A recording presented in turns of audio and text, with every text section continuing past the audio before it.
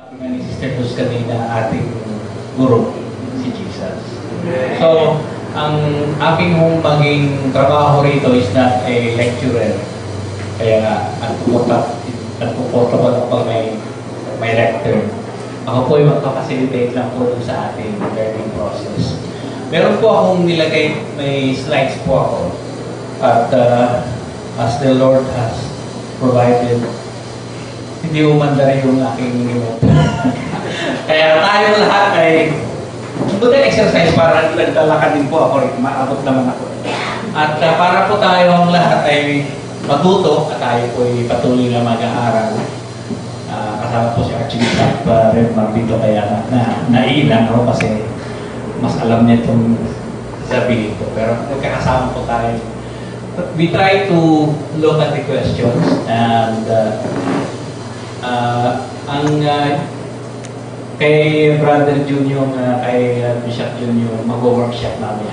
So what we will do is, rather than group you, isa-isahin po natin yung questions and we will try to break yung mga words dun sa question at yung inata sa akin ni Red ba kanina habang wala pa yung session na pagsusumikapan ko po itagalog yung English po yun. At bear with me, kasi po ako ay Ilonggo, kaya ang aking alam lang po sa Tagalog, ako ay nakikinig pa nung ako ay maliit pa po. Nakikinig po ako kay Johnny De Leon sa ABS-CBN. Nakakarating po sa amin yung program niya hanggang po ako lumipat ng Metro Manila. Kaya ako po hindi taal na Tagalog. Natama ba yung taal na Tagalog? Ako po ay, pero ako po itulad din yung merong pagkauhaw po, matuto sa talagang salita ng Panginoon. Isa po sa ating disadvantage na tayo po na mga Pilipino ay meron po tayong mga kataga na ginagamit sa ating lingwahe na hindi po pwedeng isalin ng diretso ng isang katagalan sa English. Lalo na po na yung English na ginagamit natin o yung Tagalog natin ginagamit.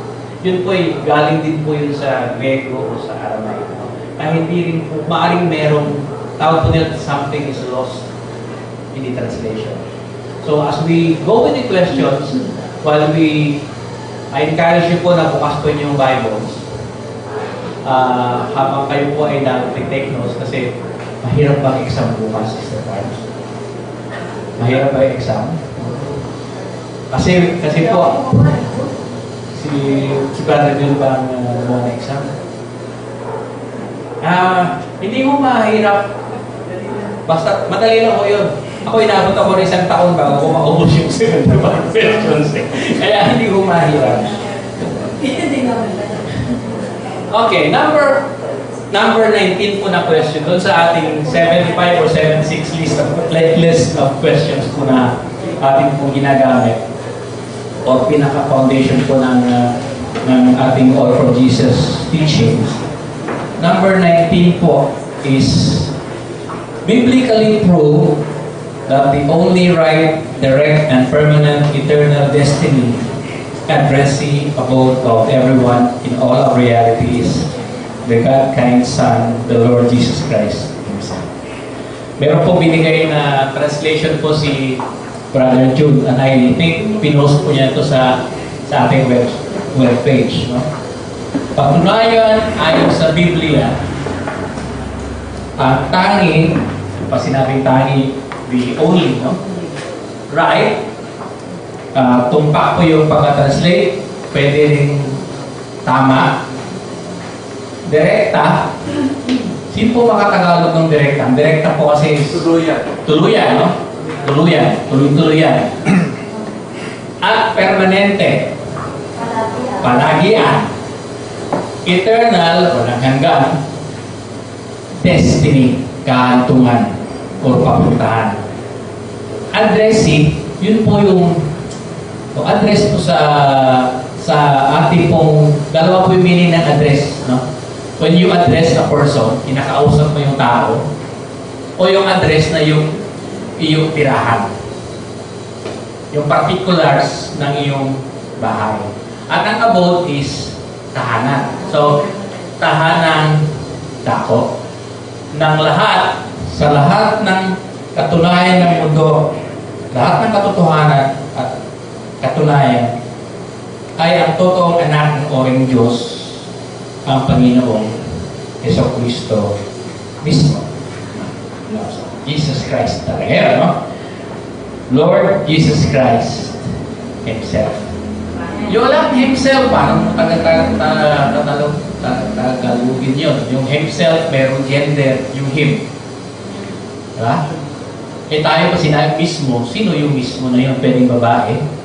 Pwedeng lalaki? Okay. So,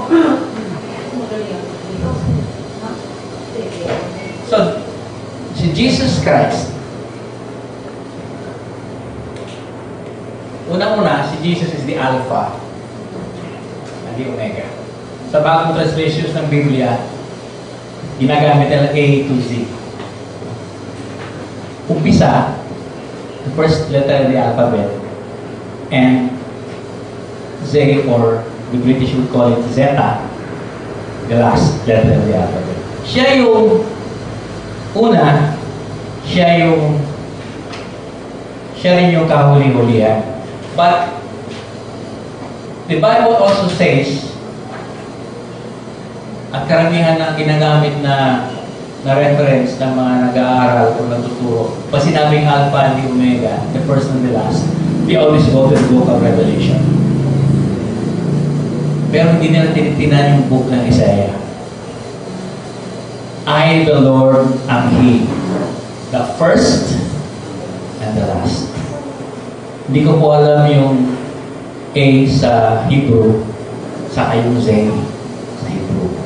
But I know, yung sinasabi, ay nagsabi noon na siya ay first at siya ang last, is also the same person who said, I am the Alpha and the Omega sa Revelation.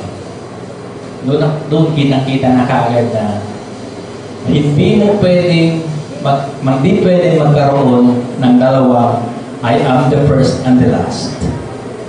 Na iba yung nagsasalita doon sa I am the first and the last sa Isaiah, saka yung I am the first and the last sa Revelation. Saan po sa Isaiah?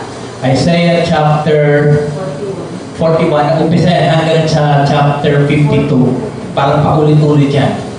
I am the first, I am He, I am the first, I am the last. Meron tayong 3 oras dito, no? Kaya pwede natin buksan yung Bibles. Pwede natin buksan dito sa laptop para makita niyo. Pero we will go through that afterwards para may reference tayo. Number 2 po,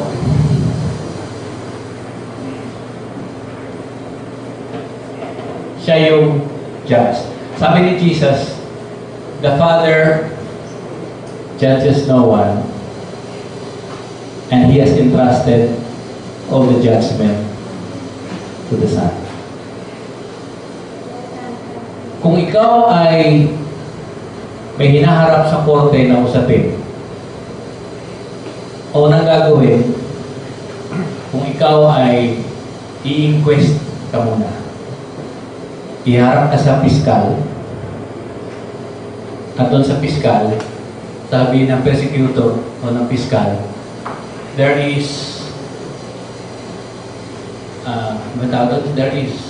no reasonable doubt, beyond reasonable doubt, na pwede kang i-akusa. At ikaw ay i-detain. Kung ang iyong kaso ay hindi bailable, you are a detainee. Hindi ka pwedeng magpiyansa. You become a detainee. Kung ang iyong kaso is major plunder, ang example, kaya yung ating mga 3 senador, ayan ko kung may bumoto sa inyo sa kanila, naka-detain. So, hindi sila ay mga akusado, pero sila ay detain kasi ang kanilang krimen ay major crime. So, ikaw ay nakadetain. Pero ikaw ay ihaharap pa ikaw ngayon sa husgado, sa harap ng isang hukom, at doon huhusgahan ka. Kaya ang iyong haharapin para ikaw ay saan pupunta, whether pupunta ka sa bilangguan, or ikaw ay kaya wala ng death penalty dito sa Pilipinas na yun, o ikaw ay papalayain. The judge determines that. Okay? Pero ang huwes ay magsasabi lang kung saan ka pupunta. Ikaw ay bibilanggo, and again, we will look at the verses afterwards para madali lang paglipat natin ang mamaya ng reference. He is also the executor of all things. The judge will tell you, doon ka pupunta, ikaw doon ka pupunta. Whether you're a goat or you're a sheep. The person who will now execute that judgment is also the judge. Sa case, sa buhay natin sa mundo, ang executor, mas mabuti yung word na executor, pangit naman gamitin yung executioner. Pero pareho din yung meaning nun eh. The one who executes is the one who also gives judgment. At ang nag-execute niya, magsasabi ang Panginoon, nung siya ay naharap na sa throne judgment, the executor is also the one who will render judgment. And that person is also the Lord Jesus Christ. Okay? So in terms of judgment, in terms of execution, no one else is Jesus. So meron na tayong in terms of being the first and being the last. Last meaning he is the judge. He also is the one who executes. Number 4 bullet. In terms of putting everything in its proper place and having things done in the proper timing, isa lang po yun. He, ito po sa book of Colossians, He holds all things together. Sa Gospel, ang sabi ng Panginoon, Book of Matthew, sabi niya, He who does not gather with me scatters abroad. Ang palagi namin halimbawa nito pag kami po ay doon sa aming Pasig Outreach. Pag ikaw ay wala kay Jesus, ikaw ay nagkakalat. Nagkakalat ka sa pagkanta mo, sa pag-worship mo, nagkakalat ka sa buhay. Now, anong relasyon nun sa He's the only abode, He's the only addressee, He's the only executioner ng lahat ng bagay? Ihalimbawa natin na kung imagine lang po, we get ourselves transported into the outer space. Tapos tingnan niyo yung mga planeta, yung buwan, tsaka yung mga maliliit na meteorites, stars, even the sun. Yun po, hindi po sila tulad na nakita natin sa school ni Sister Gigi, siguro yung may planetarium na mayroong nakasapit na mga circle. They are, to a human being's eye, they are floating space. Kung kayo po ay mahilig manood ng fiction o yung nakikita niyo po sa Discovery Channel o sa TV, yung actual na footages po dun sa space station. Dun po sa outer space, ang gravity po dun is almost zero. Hindi naman ibig sabihin walang gravity, meron pa rin gravity, pero it's nil, no? Hindi po siya ma-perceive, kaya naglulutangan yung mga tao doon. At pag ang tao ay tinulak mo doon, isang object, isang bagay, tinulak mo lang na napakaliit na pwersa, yun po ay tuloy-tuloy na yung takbo nun. At wala nakakaalam, except sa Panginoon, kung saan pupunta yung tao yun. He holds all things together. So, doon po sa space station na sinasabi natin, para kung merong gravity, umiikot po yun. Kailangan umikot yun. Kailangan umikot yun. Anong halimbawa po nun? Kung kayo po kung mahilig po kayo sa yoyo, inabot po ng kabataan yung yoyo, yung pinapaikot mo yung yoyo yun. Kaya umiikot yun. Kaya hindi umaalis yun dahil siyempre may nakatali. Pero pag pinutol mo yung tali yun, lilipat lang yun. So that rotation creates the gravitational pull. So pag ikaw ay nasa outer space at tinitingnan mo yung mga planetary o heavenly objects doon, maaaring hindi nyo makita yung pag-ikot, pero kailangan umikot yan for it to remain where it is. At pag yan ay nagpapahig ang kung so may pwersa o may siyensya o may isang kapangyarihan na nagpapaikot nun. Pero ang ikot nun, kontrolado din para tama ng ikot kasi pag sumobrang ikot, it will spin off its axis tawag na. So sobra yung kanyang ikot, baka sumobra o pumapos, may magbabanggaan mga planeta. So, meron na humahawak sa lahat ng mga bagay na yun para sila ay magiging in their proper place, in their proper time.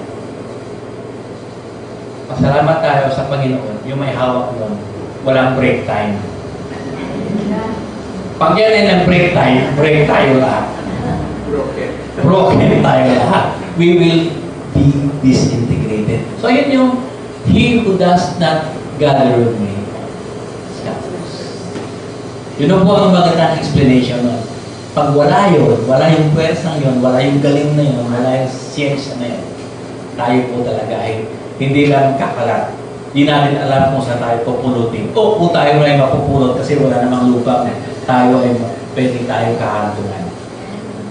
He holds all things together. So first, last, siya yung judge, siya yung executioner. Pang-apat po na bullet. Pang-lima, sorry. And thank you for being awake. He is the way, the truth, and the life. Naalala ko ang si Rev Medina si-share sa atin ng He is the way, the truth, and the life. Okay, siya ang Alpha, siya yung Omega. Sinasabi ng mga leadership gurus, you don't know, if you do not know where you come from, you will not know where you're going. It is important that you know where you are. So alam mo dapat yung mga mahilig po sa physics sa science, you know your starting point. At tulad po natin na lahat na may gusto na magkaroon ng bahay at lupa, meron po tayong mga boundaries doon. At meron sa boundaries natin, meron sa bawat tundok niyan kung saan nag-i-intersect o nagkakalakip yung dalawang linya ng boundary natin. Merong tinatawag na coordinates. X, Y. Kung kayo po ay mahilig gumamit ng GPS o yung Waze doon sa inyong computer o sa inyong laptop, kung kayo po ay nagdadrive, merong tinatawag na locator, no?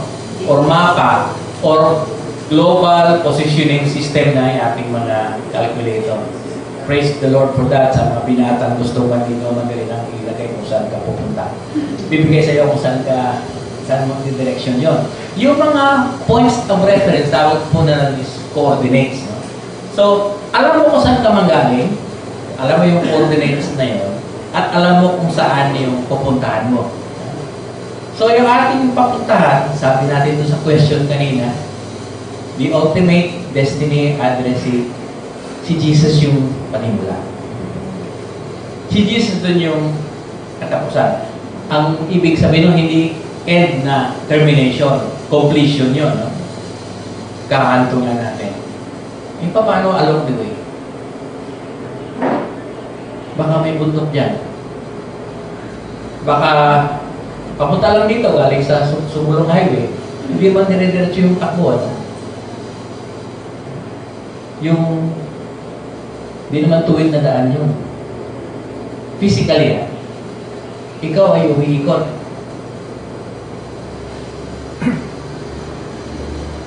Yung way na yun is Jesus. The shortest distance between 2 points is a straight line. Si Jesus tuwid. Yung ating dinadaan na tinatahak na landas dito sa mundo is not necessarily straight. Physically, hindi tayo straight. May bundok, hindi ka pwedeng tumuwid ng bundok unless magkalay ka. Hindi pwedeng marating mo yung kabila ng bundok unless umakyat ka muna at bumaba ka. Or, from point A, papunta sa patutunguhan mo, kung hindi ka pwedeng umakyat, umikot, talag ka na. Pero ito, may isang mga karakter sabi nun eh. If you could not go to point B from point A and you are facing a mountain, you could either climb the mountain and go to the point, or you could build a tunnel and go to the point, or go around the mountain, go to the point. Or, sabi ng mga karakter yun, simply turn that mountain into a mine where you could get more blessings. So, first, last, the way is to Jesus. He is the way, the truth, and the life. Pangatlo, may kinakanta tayo nun sa Psalms ito eh. Nung mga times na kami ni na Sister Carlos at ni na Brother June, na mga yapis din. You are my hiding place. You always fill my heart. Yung dwelling place doon, ang ibig sabihin nun is abode, na parang gives you, ang literal meaning, pagka-recall ko is haven. H-A-V-E-N. Yung where you find comfort, you find protection, you find peace. He is our dwelling place. Yun siya ang dwelling place ng mga psalmists, particularly David. And the last bullet we have in this slide is that where I am, there you may be also. So, ang destiny ng isang all for Jesus person is not heaven. Ang destiny ng isang all for Jesus person is not just the third heaven where God dwells. The destiny of an all for Jesus person is the Lord Himself. At pag sinabing destiny natin si Jesus, let's not mistake it for a destiny na ang person na hinitingan mo is yung manhood lang ng Panginoon. His being, the eternal life, living na sabihin mo. And being an eternal life, being eternity, wala kang X, wala kang Y, wala kang time. eternal life. Let's look at some of the verses. Bilang siya yung intervenor, mediator, the channel, way, the straight path, and truth in the life, the Omega and the last. Revelation 1:8, andun na yung, tsaka 17, tsaka 18. Andun na yung Alpha and Omega. John chapter 14, andun yung I am the way, 14:6, the truth, and the life.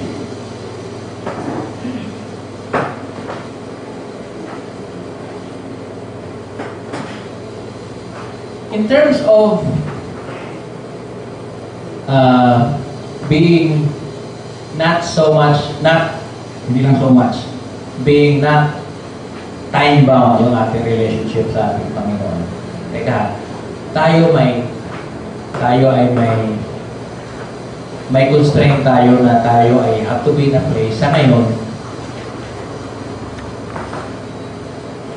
dito tayo sa Child Evangelism Center ngayong alas 2:37 ng hapon. Dito tayo. So, meron tayong location in terms of space. Dito tayo sa, ano bang bayan ito? Antipolo na ba ito? Antipolo. Ganitong araw, dito sa lugar na ito.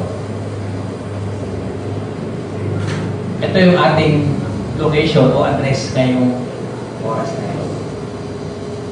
Kinabukasan, bukas, 2:37 o 2:38, maaaring iba sa atin, nakasakay na sa sasakyan, palabas na ng Antipolo, Sumulong Highway, o yung iba nakarating na sa Cubao. So, iba na yung ating lokasyon, iba na yung ating oras. So, pag sinabi mo kung saan ka, dahil sa ngayon ay sa mundo pa tayo, meron kang address, physical address, saka kung saan ka sa ganitong oras. Pag tayo ay nasa tahanan, ang ating tahanan dako ay si Jesus niya. Wala na yung marami tayo na nakita, napanood, nabasa, napatotoo ng mga taong dinala ng Panginoon sa kanyang piling at pinabalik sa mundo. And karaniwan na lang ng kanilang mga testimonies is that the Lord brought them to a place, to a certain location. At yung time, pwedeng gawin ng Panginoon at pwedeng bumalik sa isang oras na hindi yung particular time in which they were taken by the Lord. So, pag tinignan ninyo yung Ecclesiastes chapter 3, sinabi doon, there's a time for everything. Doon sa dulo ng Ecclesiastes na yun, the same chapter, the Lord has put eternity in the hearts of men. The Lord has put eternity in the hearts of men. Kaya, huwag nyo entertain sa inyong isipan kung minsan pag sinasabi nyo, ako hanggang dito lang ako. Let's not have that mindset. Especially kung tayo ay all for Jesus. Hanggang dito lang ako sa buhay na ito. Because if we are to be with the Lord in the time when He gets us, hindi dumating si Jesus bago natapos si Ren na magsalita. Baka naman bago ako matapos dumating na si Jesus. Praise the Lord. So never put a limit to where you are or where you can be. At the same time, never put a limit to what you can do or what you might be able to do for the Lord. Because our eternal dwelling place, our home, is the Lord Jesus Christ. Christ lives in me. Amen ba tayo? Does that answer the question or does that give us more confusion? More dear. Praise the Lord. Okay, question number 20. Biblically prove that God, the God-kind Son, ang uring Diyos anak na sa Panginoong Jesucristo, siya mismo ang panimula, ang tagagawa, at fulfiller. Tagaganap ng lahat ng gawain ng uring Diyos sa ayon sa buong Biblia. Tama yung Tagalog ko ba? Oh, okay. Praise the Lord. Okay lang ba yung Tagalog ko, mga kapatid? Matutuwa yung child ko na natutulong ng Pilipino. Biblically prove that the Lord, the God's kind Son, the Lord Jesus Christ, is the initiator. Unahin muna natin yung initiator. In the beginning, the Lord created the heavens and the earth. Wala na sa mga scientifico sa mundo except yung talagang opposing the creationist theory, tawag nila. Ang magsasabi na walang panimula ang lahat. Basta't nangyari na yung Big Bang. For the past 1984 kami nagkasama nitong kasama ko sa opisina. Hanggang ngayon, 2014 na. Hindi na kami nagdidiskusyon ngayon. Pero palagi lang sinasabi, merong nangyari, merong pumutok na panimula. Kaya wala yung sinasabi niyo yung may design. Ay ko pare, hindi ko na siya pwede tawagin ko brand. Pare, pareho tayong inhinyero Ikaw gumagawa ka ng structural engineering siya. Gumagawa ka ng disenyo. Sabihin mo, wala na umpisa nito?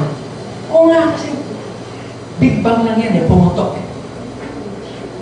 Okay, sabi, balik tayo sa chemistry. Dapat sila yung parang kausap nito.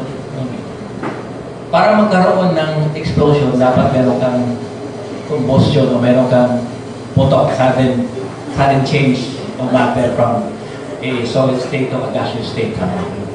May pumutok. Dapat may mga chemicals dyan. Tapos may nag-spark na lang yan para pumutok yan. Ano yun? Yan, bigla lang nagkatugma-tugma lang. Tapos may energy yan na napakaliit. Nagtipo ng enerhiya, tapos hindi niya na makontain, umabog siya. So, parang nagkataon lang yun. Oo, para namang design yun.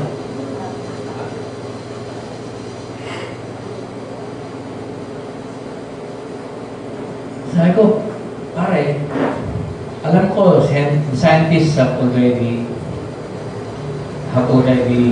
proven this at wala namang kung question nito. So, sabi mo, nagkataon lang. Okay. Ang sabi ng mga scientifico, in the conception of a baby, gawa ng bata, isa lang ang female egg. Tapos, millions of sperm cells ang nadi-discharge ng lalaki. At isa lang naman ang sperm cell mo para mabuo yung taong yun, baby nyo. Oo, tama yun. So, ibig mo sabihin, pare, random ka lang. Ibig sabihin natin 1 million lang, pero at least, ang pagkagawa sa'yo is 1/1 million. Ibig sabihin, 0.005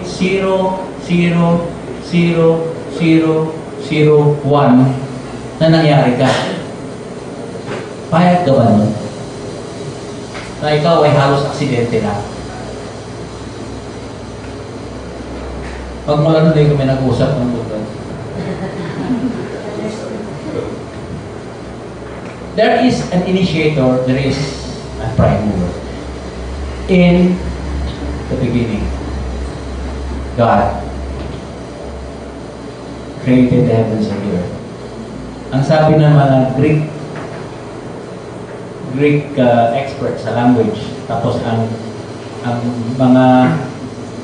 mga Bible scholars na nagsasabi na in the beginning, God, He created the heavens and the earth.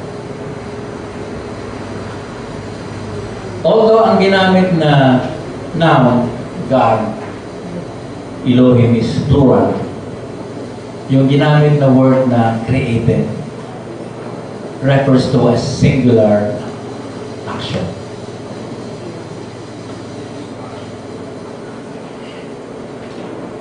In the beginning, God, He created the heavens and the earth.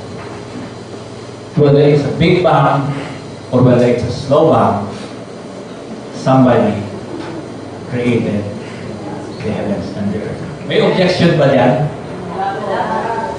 Yan, nagtatanong lang baka. May mga object. The initiator, the prime mover. Doon sa 1 Corinthians chapter 1, ang description ni Paul kay Jesus is, He is the wisdom and the power of God. Hindi ko po nadala yung aking Biblia, kaya dito ko na lang po sa inyo.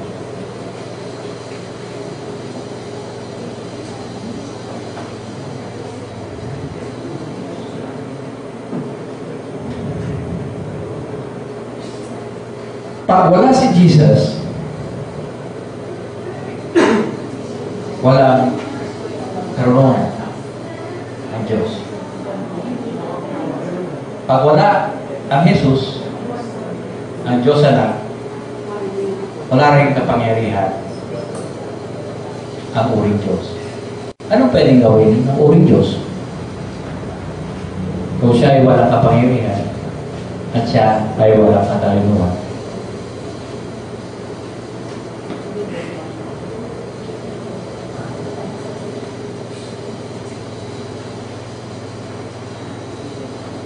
Let me just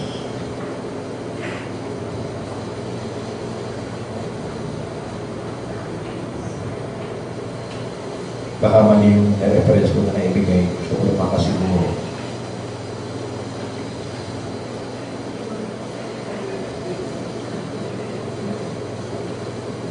But we preach Christ Jesus crucified, unto the Jews a stumbling block, and unto the Greeks foolishness. But unto them which are called, ano ba yung tinawag ni Jesus? Ano ba? Amen. Both Jews and Greeks. Christ, the power of God, and the wisdom of God. 1 Corinthians chapter 1, verse 24. Christ, the wisdom, Christ, the power of God. At balik na naman tayo sa sunod na bullet, balik na naman tayo sa ating John 14:6. The way, the truth, and the life.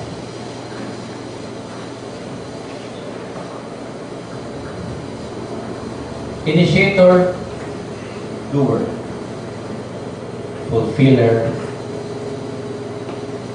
ng ating Panginoon. May isa pang word na people would say, some would say, anong relasyon ng Sapa sa pagiging doer and fulfiller of the Lord Jesus Christ? Doon sa Genesis chapter 1, when the Lord has finished His work, He rested. O, napagod ng Diyos. Sino nasasabi mo na napagod ng Diyos? Wala naman. Napagod ba ang Panginoon kaya siya ay nag-rest? Or, sino mahilig sa painting dito? Mahilig mga young people o yung mga tulad ko na not so young people, mahilig sa pintura, mahilig gumawa ng bahay, painting? Oh. Amen. O yung gumawa ng mga carving tool, ang tatay ko mahilig gumawa ng chess pieces. Pagkatapos niya gumawa nun, titingnan niya ganyan. Siya magpupunas na kanyang pawis. He was not tired. He was just looking at something else na. Yung mga kabataan na gumagawa, at yung mga teachers dito na yung mga kabataan, mga estudyante, yung pinapagawa niya ng drawing. Anong ginagawa ng bata pagkatapos ng kanya magawa yung kanyang drawing? Di ba tinitingnan niya? Lumalayo yung bata. Yun naman ay sa mga kabataan na hindi pa inabot yung computer na drawing. Ngayon, pag gumagawa ang mga kabataan ng figures, ginagamit yung computer, pag dinodrawing nila yan, zoom in. Para yung mga dots na joints ito, akma-akma. Pag tapos na yan, zoom out. Titingnan nila yun. It has been completed, and you try to look at it. You take a rest. Hindi dahil pagod ka, but because it has been completed, your work has been fulfilled, you want a view of it.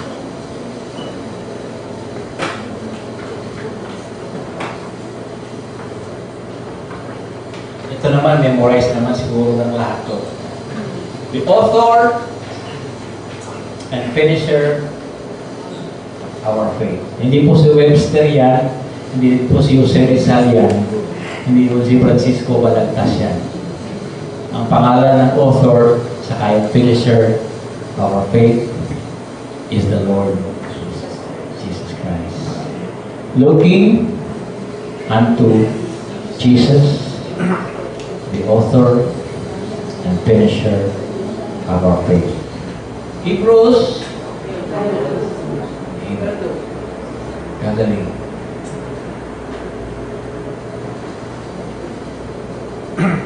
At isang sunod na bullet, ito sinabi ito ni Rizal yan. Latin po yan. It is finished. Isa ito sa mga 7 last words na palaging sinasabi ng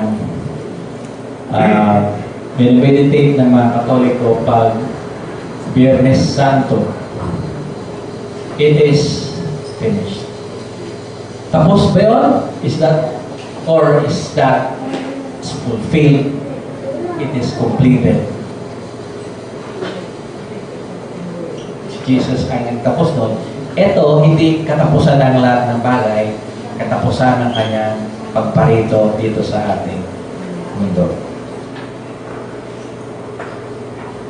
And after the Lord has fulfilled everything that He has to do, and when all His disciples has done all their work and presented them to the Lord Jesus Christ, all things will be placed under His feet, and the Lord Jesus Himself will bring this before God the Father so that God may be all in all.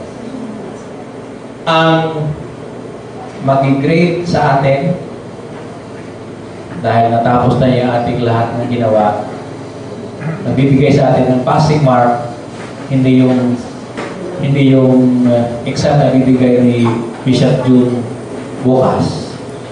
Pero yung exam na ibibigay ng Panginoon sa atin is when the Lord Himself accepts our work puts them all together under Him and brings it before His Father, then God will be all in all. And in that sense, the Lord Jesus has fulfilled everything and will now present it before His Father. 1 Corinthians chapter 15, verse 25-27. Nandun din po yan sa Ephesians 1:22, Revelations 22, verse 3-27. So Jesus is the fulfiller of all things. He is the judge, the heir of all things. Yun po ay nasa Hebrews chapter 1, verse 2.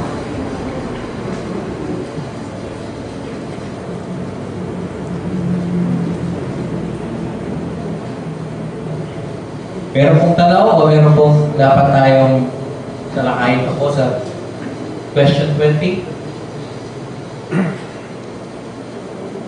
Huwag ko kayo pahiya kong tanong kasi kung siya kailangan din natin matanong yung mga nasasalita baka meron na din nun, dapat tingnan lahat yung sinasabi.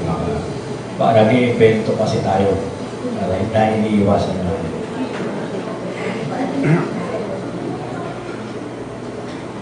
Doon po sa naging fulfiller ng lahat ng ating Panginoon. Ang isa pong giya o guide na dapat nating tingnan din po, and hopefully everybody here could recall ano yung 7 cosmic functions na ating Panginoon sa Kristo. Memorize po lahat ng andito yon. 7 cosmic functions.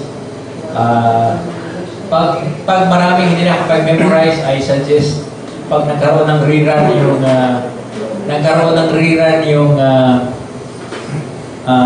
ulitin ng youth under Sister Lorraine yung kanyang seminar sa 7 cosmic functions of the Lord Jesus Christ. Umaten po kayo. Ilang oras ko yung Sister Lorraine yung cosmic functions? 5 hours. So, hindi na natin tatalakayan yan. Maubusan ng oras si Bishop Jude. Pero, recall natin yung cosmic functions. It captures all of what we said in question 20.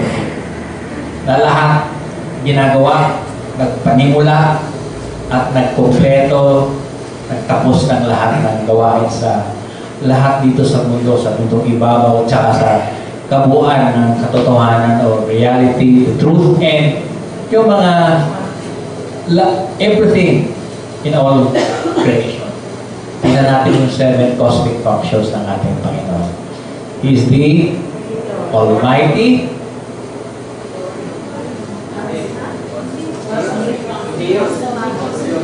Dios. Oh, Creator. Okay. Next. Order. Third, provider. Fourth, preserver. Judge, Redeemer, Savior. And 7,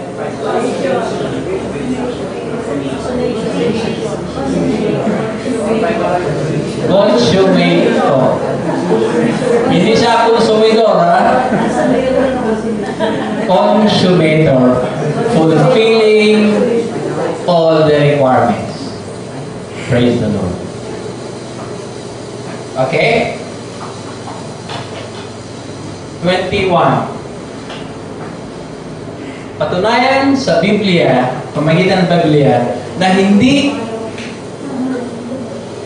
yung uring Diyos na Ama o uring Diyos na Espiritu Santo, pero hindi yung uring Diyos na Anak, ang ating Panginoon sa Kristo mismo, na siyang tagapaglikha, tagagawa. Founder is, tingnan ko yung translation ni Brother Jude. tagapaguna, tagagawa, tagaganap ng lahat ng gawain ng uring Diyos. Dito na lahat yun, no? Yung sinabi natin kanina. Creator, maker, founder, the order, organizer, arranger, provider, sustainer, upholder, the preserver, keeper, the intervenor, arbiter, judge, the redeemer, salvation, sanctification, and the destination, consummator, finalizer of all things. Doon sa 20, question 20, sinabi natin na ito ginagawa ng Panginoong Jesus. Okay. Dito sa 21, atin lang sasagutin, atin lang patutunayan na ang gumagawa niya si Jesus. Hindi yung Diyos Ama, hindi yung Diyos Espiritu Santo. Kasama rin nun sa ating dapat matandaan at dapat natin unawain at dapat natin ipahayag na ang gumagawa ng pitong itong functions na yan, Jesus lang, at hindi niya kailangan kasama o may tumulong sa Kanya na Ama o ng Espiritu Santo. Dahil yun ay Kanya at itinalaga sa Kanya gawain na siya lang mismo ang dapat gumanap. Wala siyang assistant, wala siyang, ano bang tawag doon? Wala siyang understudy, at wala siyang inassign o designate na gawin mo to para sa akin.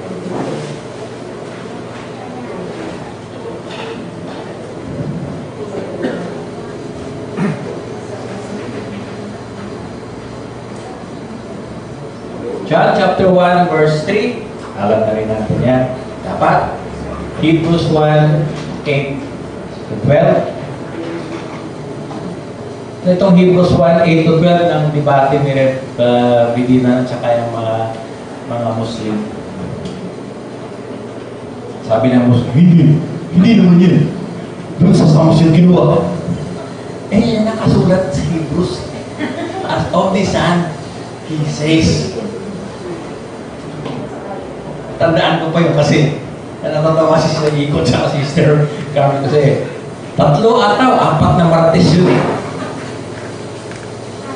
Up to the point na sinabi nila, kausap ni Rev. Sabi niya, Reverend Medina, yung inyong pananutang yan. Nagtagal po ako sa Marawi sa Iliban. Marami sa amin dito, sasaba, bro. Alam niyo na ugali namin, kung minsan pumaparinga pa rin ng tao. Alam niyo sagot ni Rev Medina na, napakasikat, nakarelax pa rin sila. Alam niyo sa sinabi niyo tungkol sa ating Panginoon. Kasi sabi pala ng mga kausap ni Rev na mga Muslim na naiinsulto kami kasi iniinsulto yung aming prophet tsaka yung aming si Allah. Sagot ni Rev Medina sa kanya. Alam mo, kaibigan, sa inyong pinasasabi tungkol sa aming Panginoon sa Kristo, tungkol sa pag-insulto nyo na kanyang pagka-Diyos, at kahit yung kanyang kini-question yung kanyang pagkatao na sakdal, sabi ni Rev, kung ako lang, dahil sa pagmamahal ko kay Jesus, pinagpaparil ko na kayo isa-isa. Kaya lang dahil sa utos ng Panginoon, kailang mahalin ko kayo.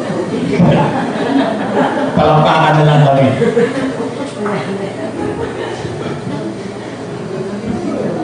Adversing po yun.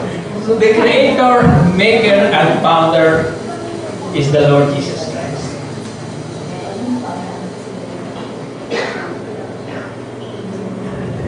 The organer, the organizer, the arranger. Hebrews 1:8, Isaiah 42:5, Colossians 1:6, Revelations 4:11, Revelations 10:6. Nowhere in those verses will it say that the Father helped or the Holy Spirit helped. The Holy Spirit takes what is from of the Lord and declares it proclaims it, inspires us. But nowhere in the Bible does it say na kinulang ang Panginoon, kaya siya, somebody took over him. Si Jesus talaga ang gumawa. Let's remember that He did it all by Himself. Una, dahil kayang-kaya niya. Pangalawa, dahil mahal niya tayo. At pangatlo, sumusunod siya sa protocol ng uwing Diyos. Sumunod tayo kay Jesus. Huwag nating gayahin si Jesus. Please. Huwag nating gayahin si Jesus. Sumunod tayo kay Jesus.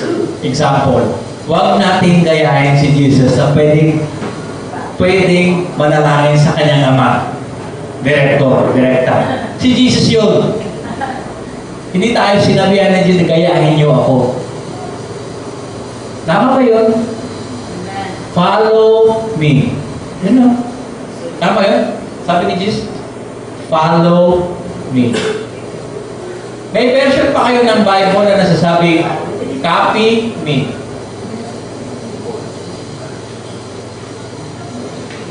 Meron ba?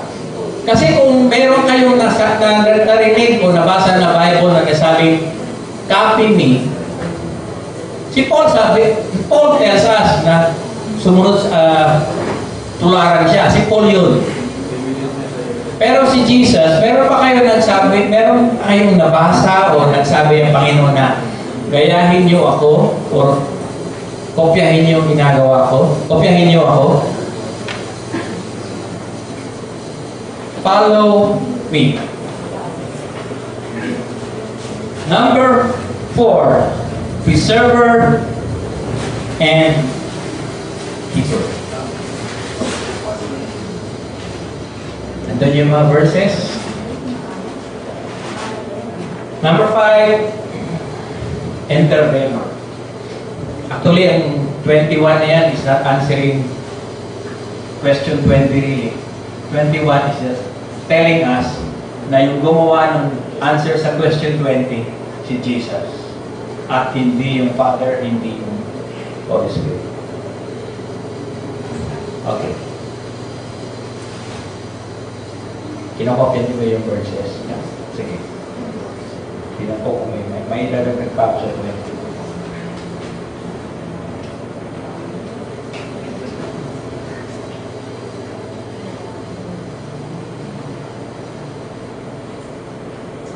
Ito, kinuha ko lang po dun sa simulan na rin. The Lord Jesus Christ is the actualizer, doer, fulfiller of the eternal purpose of the Trinity. Whatever is done by the created kinds directly to God the Son is also done. Yung ginagawa natin, pag ginagawa natin yan na nakadirekto sa Diyos Anak, it is also done not only to God the Father who sent Him, but also to God the Holy Spirit who is the Son's eternal anointing. Why? Because God the Father had already given and put the world into the hands and under the feet and in total subjection to the Lordship, the headship, paging Panginoon, paging tagapangulo, kingship, bilang hari, intervenorship, channeling, mediatorship, priesthood.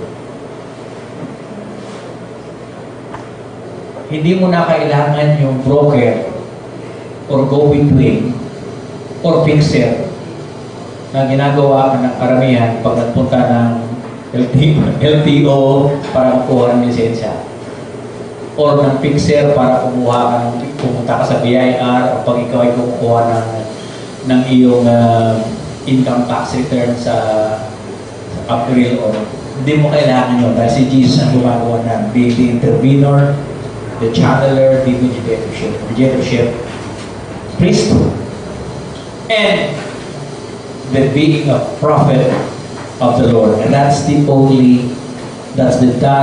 works being done by God the Son.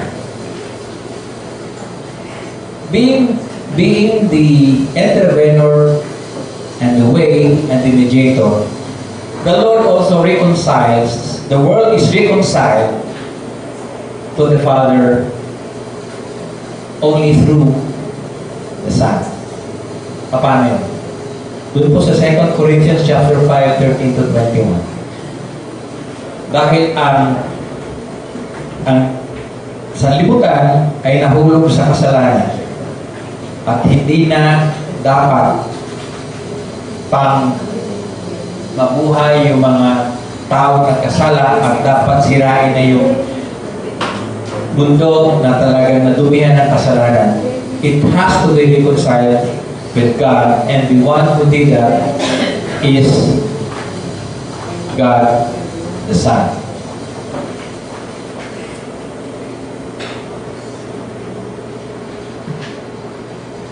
For verse 14, for the love of Christ constrains us because we thus judge, and if one died for all,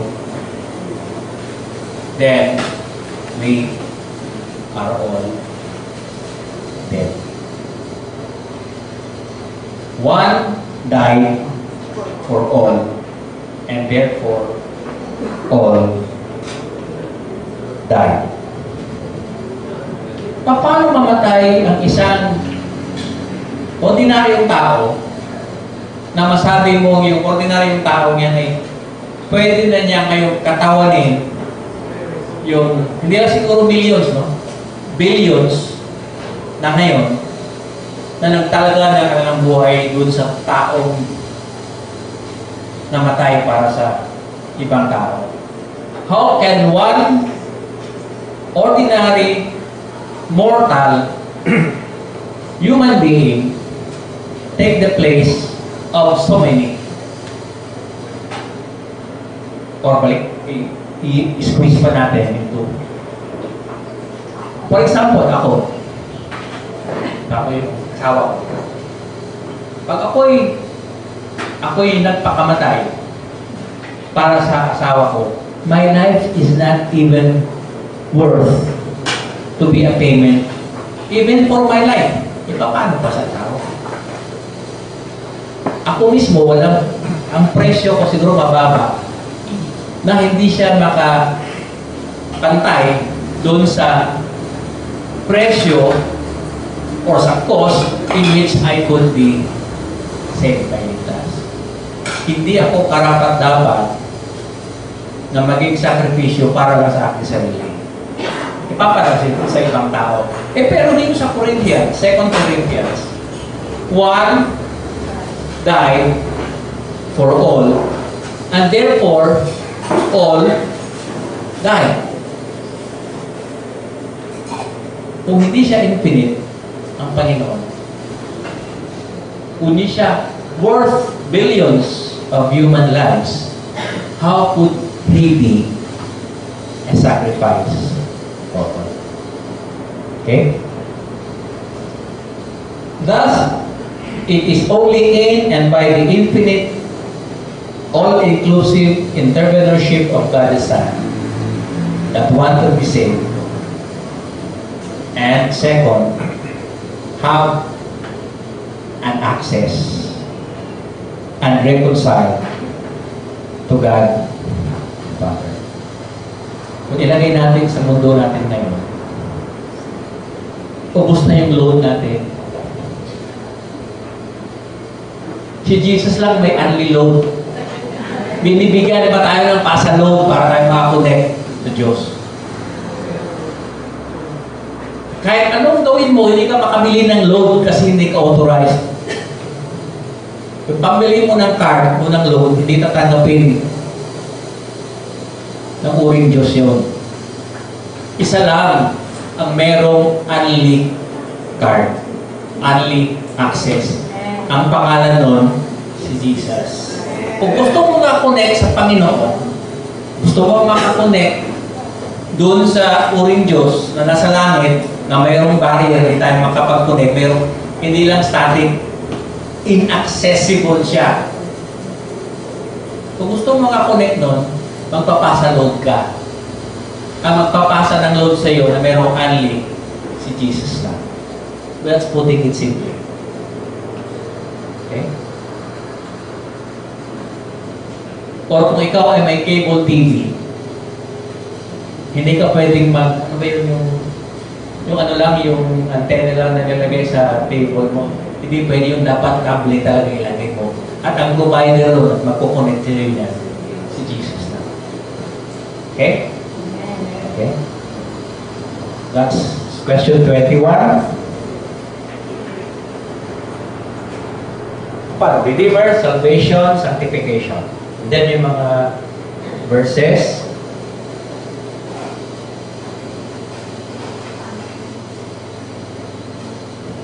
Siguro itong mga itong slides na to ay ibibigay ko sa kay Brother June para kay Bishop June para kung gusto mong pakopya.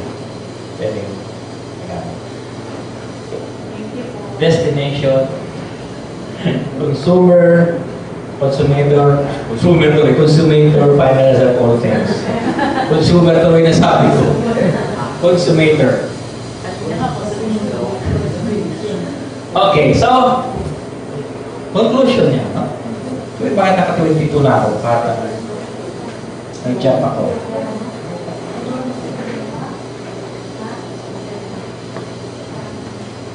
Bisa, hindi ko na okay yung...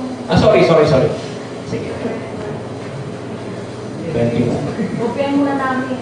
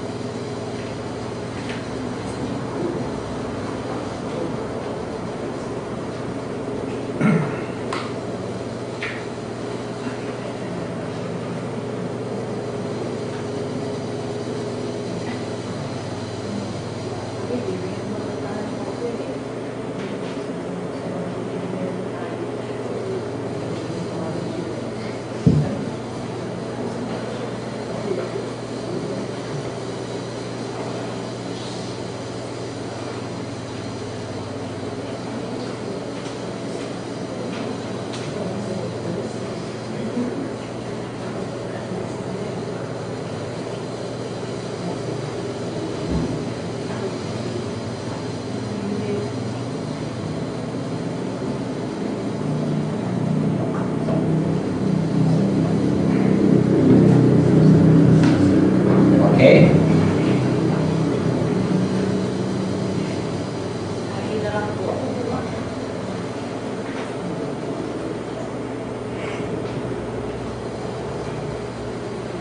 Meron pang isang clip of wisdom dito. All of those who are truly, permanently, and entirely in Jesus Christ are not only completely embodied by Him, sabihin embodied, kinatawanan ng Panginoon sa Kristo. Under His headship, dapat under siya sa Panginoon. And because of that, we who are under the Lord and have been represented and saved by the Lord are supposed to be and should be growing into Him. Growing into Him. Okay lang yun kung ikaw ay na-save na parang yung thief at the right hand of the Lord Jesus Christ. Na pag sinave ka ng Panginoon, na-save ka, nabugbo ka agad ng sasakyan.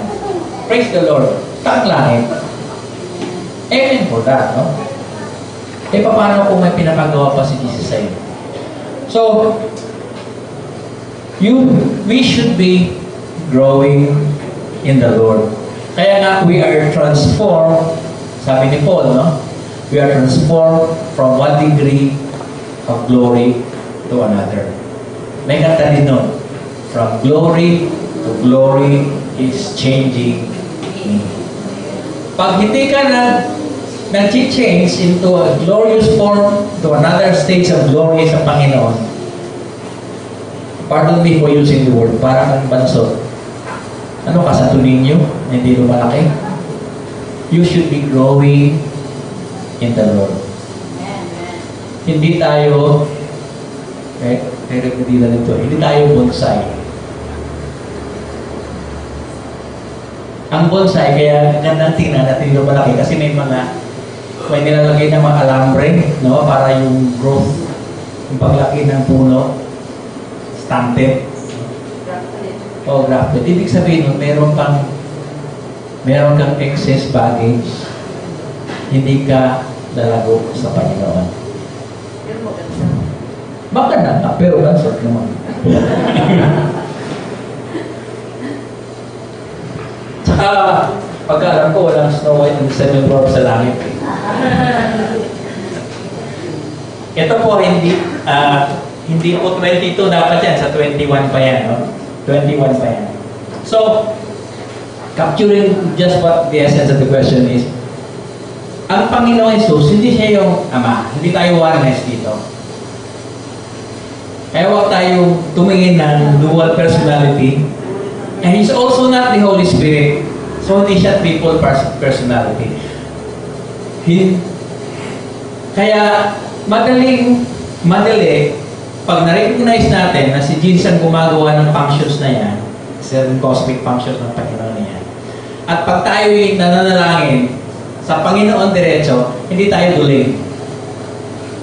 Hindi na tayo piling. Isa lang ang focus. Yung mga nagda-drive dito, naranasan nyo na mag-drive na dalawa yung signal light at napo-confuse kayo. May signal light na, may pa-enforcer pa. Tapos may biglang lumusot sa kanan nyo na sasakyan. Ang hirap nun. Yun, driving lang yun. Paano buhay? Pag focus mo dalawa. So, hindi siya distinct siya sa Father, distinct siya sa Holy Spirit. Lahat ng pagpapahayag at pagpapakita sa forma anghel, sa forma tao, in the Old Testament, they call it theophanies. Kay Abraham, kay Isaac, kay Jacob, kay Moses. Si Jesus yun.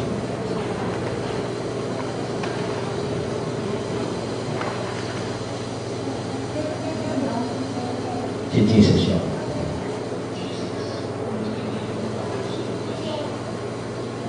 First Timothy chapter 1:17, di ba, invisible God? He is not the Father, He is not also the Holy Spirit. The Comforter, the Spirit of Truth, Guide, the Tongue of Fire, Holy Spirit manifest in symbols. Kanina, before the session started, pag-usapan namin, na-mention ni Rev Mario yung nakausap niya na Seventh-day Adventist rin, no? May kaklase, may opisina o batang-bata na pipreach siya sa SDA. Magaling yung batang yun. Kaya lang, sa kanya, God has at least two persons.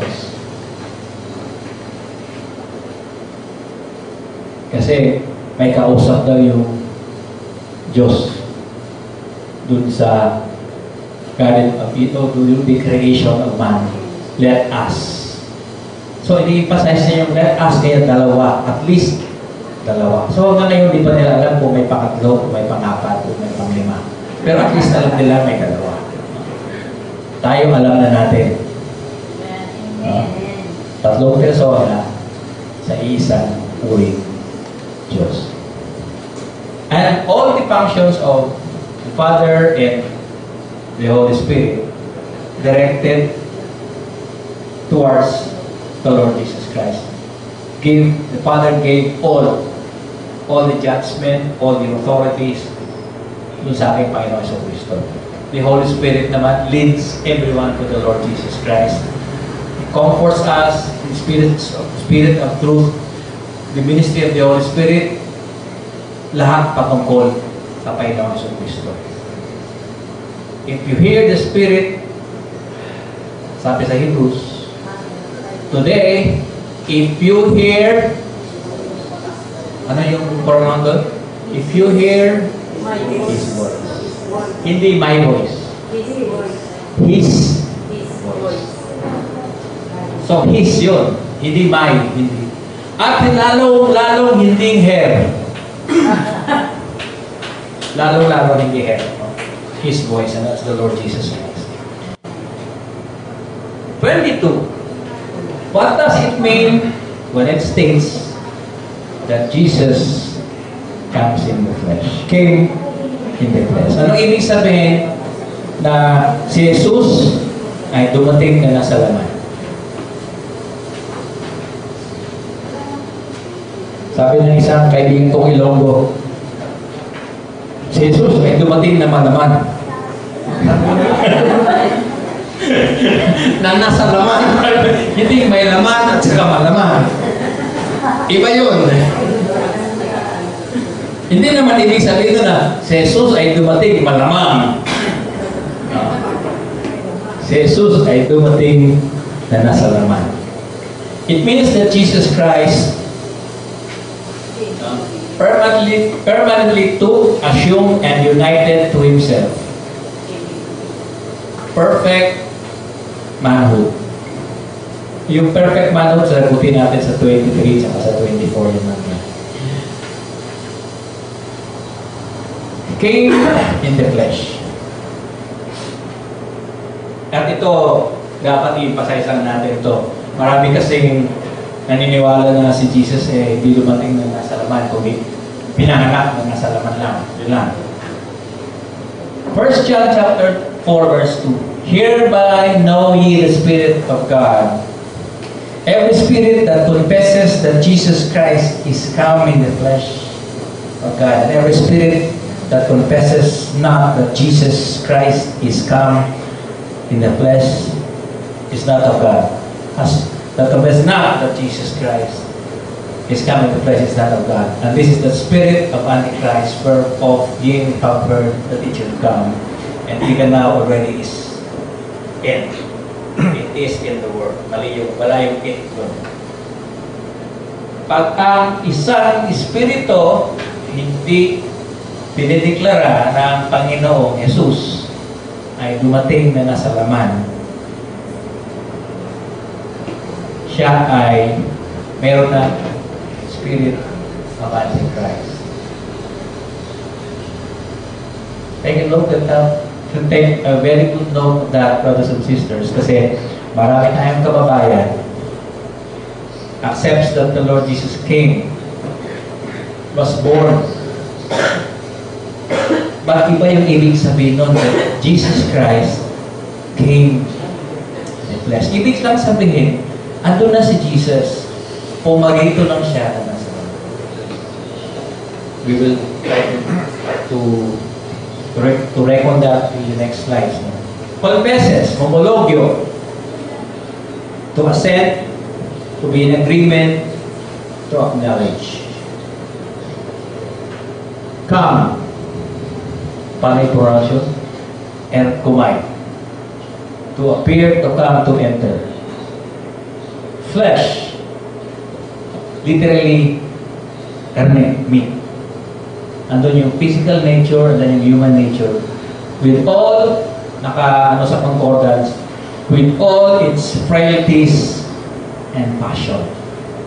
Lahat ng naturalesa ng laman. 1 Timothy chapter 3 verse 16, God was manifest in the flesh, justified in the spirit, seen of angels, preached unto the Gentiles, believed on in the world, received up into glory.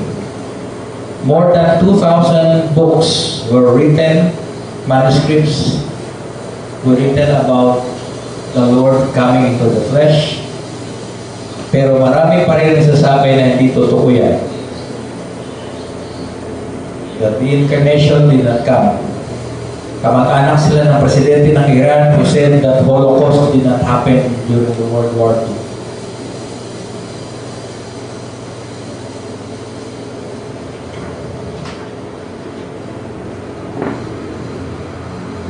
Yung term na coming in the flesh, ang ginagamit usually is incarnate of the Lord Jesus.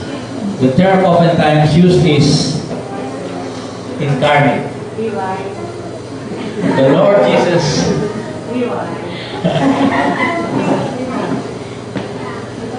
taking the form of perfect man of the flesh but not born of the natural process. Siguro i-clarify lang natin yung natural process. No? So, hindi siya cesarean, pero wala siyang nature or they never partook of the flesh. The nature of the flesh. Jesus, sabi ni Apostle 1, the Word was made flesh and dwelt among us. Meron tayong mga kababayan na sabi, ang plano ay naging laman at nabuhay nakasama kapiling natin. The Word yun eh. Hindi lang nila tinitingnan yung and the Word was God. He who comes from above is above all. Tingnan nga natin John chapter 3 verse 31. Basahin nga natin para magandang makuha natin dito. John chapter 3 verse 31. Okay.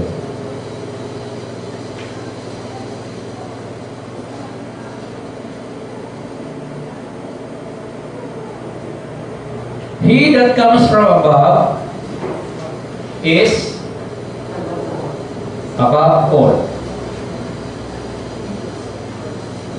He that cometh from above is above all. He that is of the earth is earthly, and speaketh of the earth. He that cometh from heaven is above all.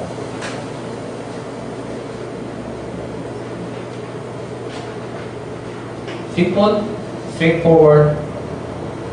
Pag sinabi mo above all, wala na mas matangkad doon. Matangkad pa siya kay Yao Ming o kaya kay iba yung sa basketball player, Brother DP na matangkad. Dakan.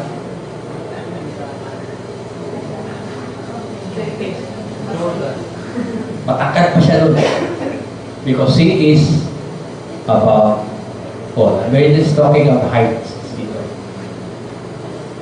He is supreme. He is superior. He has the authority over all. And ito pang maganda sa 3:13. No man has ascended up to heaven, but he that came down from heaven, buka na yun. Even the Son of Man who is in heaven. Paano yun?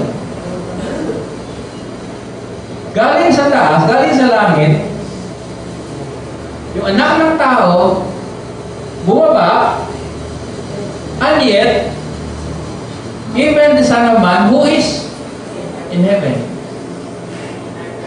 Paano yun? Sabi ni Bishop Carlos, yun yung tinatawag na omnipresence.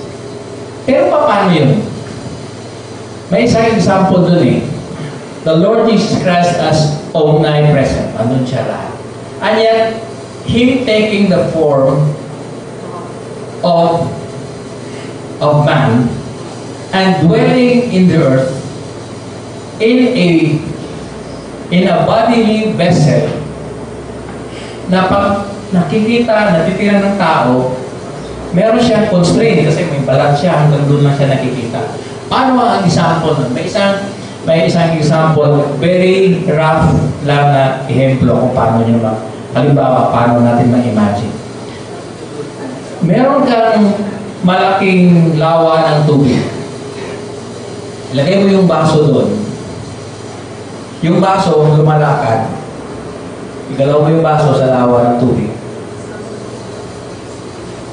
He is the glass, andun, pero he is still within his omnipresence. Na-imagine po ninyo? O para mas maliit lang. palanggana. Punuin nyo ng tubig, maglagay kayo ng baso na transparent. Igalaw nyo yung basong yun. Yung basong yun, pag nakikita mo, may constraint siya. Pag nilagay mo siya doon, ang baso hanggang doon lang. Pero ang baso, ang kanyang nilalakaran, ginagalawan, still yung buong palanggana. He, the Son of Man, who came from heaven, even the Son of Man who is in heaven. He is everywhere.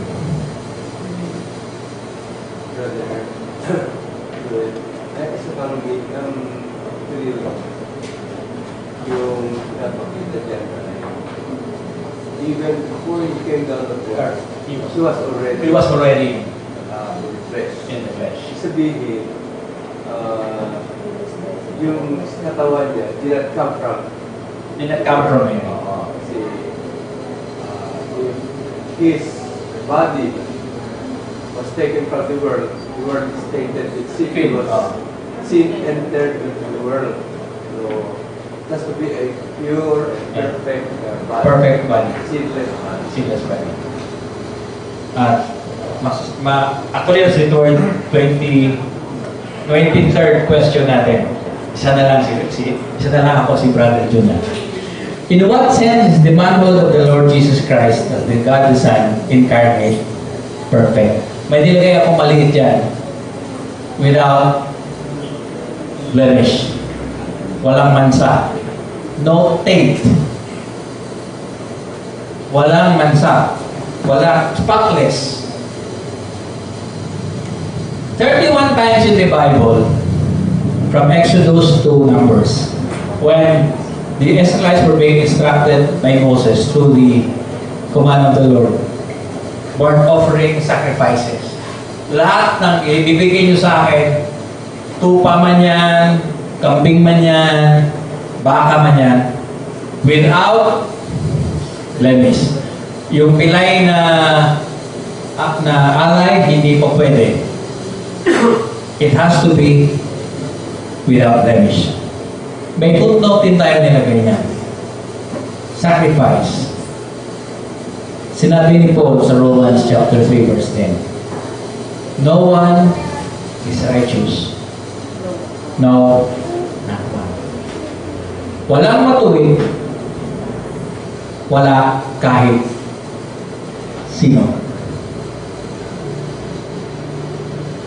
Binabasa kaya sa Vatican ito? Ano? Mukhang binabasa sa Vatican ito. Complete, full, perfect, sincerely sound, without spot, undefiled. Pag sinabing without blemish, kompleto, so buo,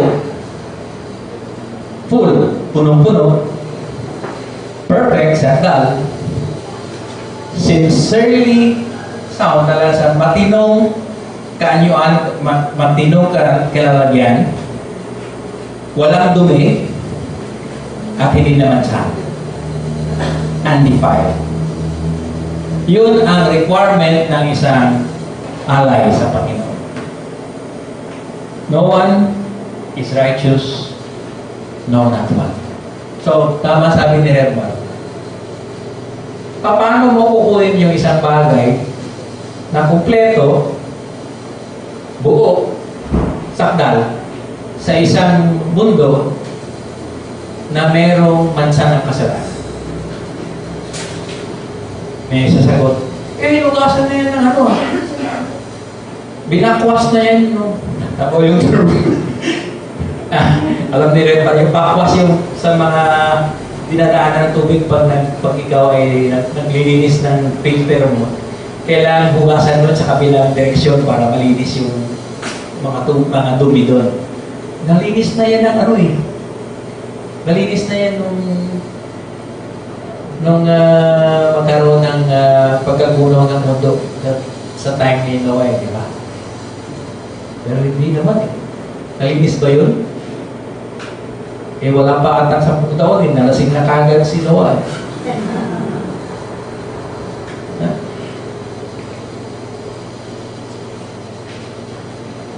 na ang Panginoon nagpabautismo kay John the Baptist. Sabi ni John the Baptist, hindi dapat ako ang magbautismo sa iyo. Ayun, but ikaw dapat ang maglinis sa akin. At sa ngayon, pag ikaw ay, kung ikaw o tulad ko na uma-attend dati ng misa ng Katoliko, bago magkomunyon, itataas ng pare yung hostia. Behold, the Lamb of God that takes away the sin of the world. Ginawa nila yan sa John chapter 1 verse 29. So that lamb, pag tinignan mo yung background ng Passover, tapos yung lahat ng the first books from Exodus, Numbers, nasa Deuteronomy, Leviticus, andun yung the lamb that has to be sacrificed has to be without blemish. So who could be this Lamb of God who will take away the sin of the world? And by the way, brothers and sisters, akala ko noong una, takes away the sins. Akala ko sins. Plural. Sin. Hindi si Cardinal Sin yan. Wala na rin si Cardinal Sin dito. Is sin. Hindi siya plural. It means yung kasalanan na universal. Sa buong mundo yun. It's the same servant na describe sa Isaiah 53. No? That lamb should be without blemish.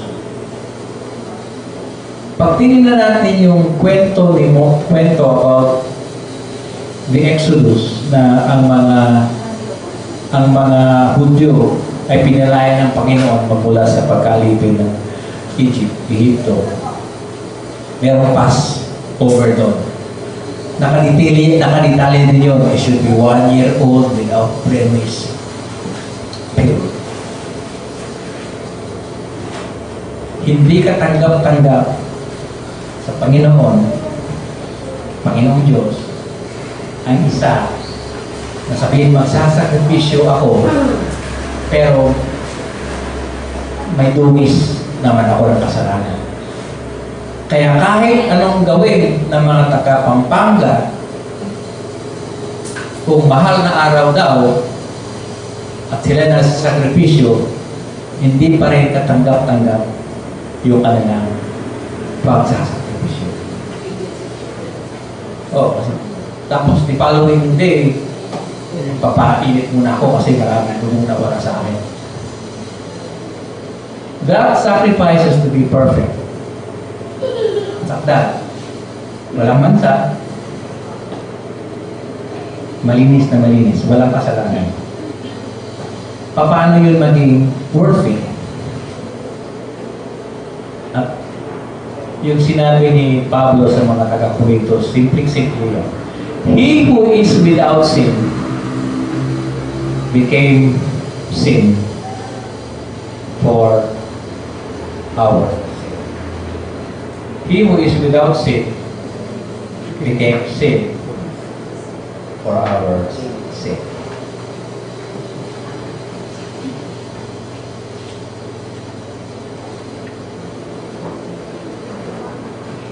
So